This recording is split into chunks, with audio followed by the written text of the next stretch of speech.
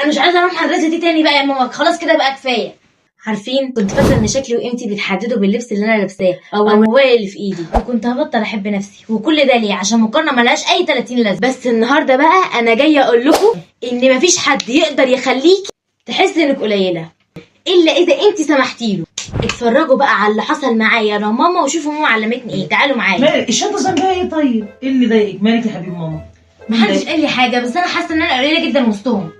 ايه اللي خلاكي تقولي كده؟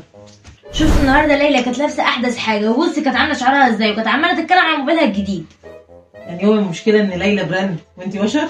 انا مش بهزر، انا بتكلم جد. بحس ان البنات بيبصوا لبعض باللي معاهم مش باللي جواهم. بحس ان انا لا شكلي واو ولا حاجتي اغلى حاجه.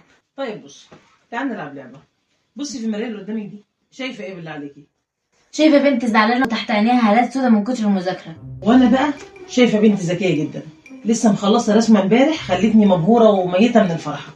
وكمان صاحبتها ساره اتصلت عليا وفرحانه جدا ان بنتي وقفت جنبها وساعدتها في المشكله اللي كانت فيها. قولي لي بقى يا نوره، الموبايل الجديد بتاع صاحبتك يقدر يرسم زي ما ايدك رسمت امبارح؟ يحس زي ما انت حسيتي بصاحبتك؟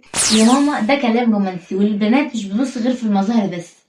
عشان هم كمان خايفين زيك، بس كل واحده بتداري خوفها ورا براند ورا فلتر. انت عارفه ايه اللي يخلي البنت منوره بجد؟ مش اللبس، الثقه، ان هي ما تبقاش محتاجه تقلد حد عشان تكون محبوبه.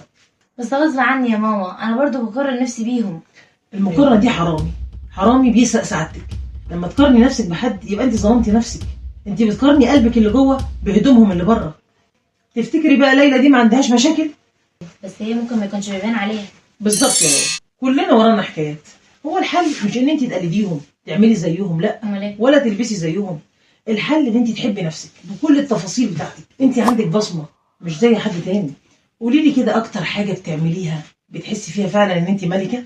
انا بعرف ارسم على فكره، واحس اني في عالم تاني محدش قدي.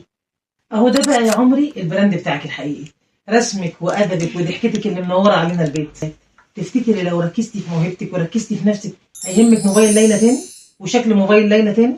لا صدقني يا ماما، انا نسيت نفسي وسط الزحمه دي كلها فعلا، بس خايفه حد يتريق عليا تاني. لو اتريقوا عليك يا بابا يبقى هم اللي محتاجين مساعده مش انت. الشخص اللي واثق من نفسه مش محتاج يقلل من غيره عشان يحس انه كبير. خليك انت الاصل وهم النسخه.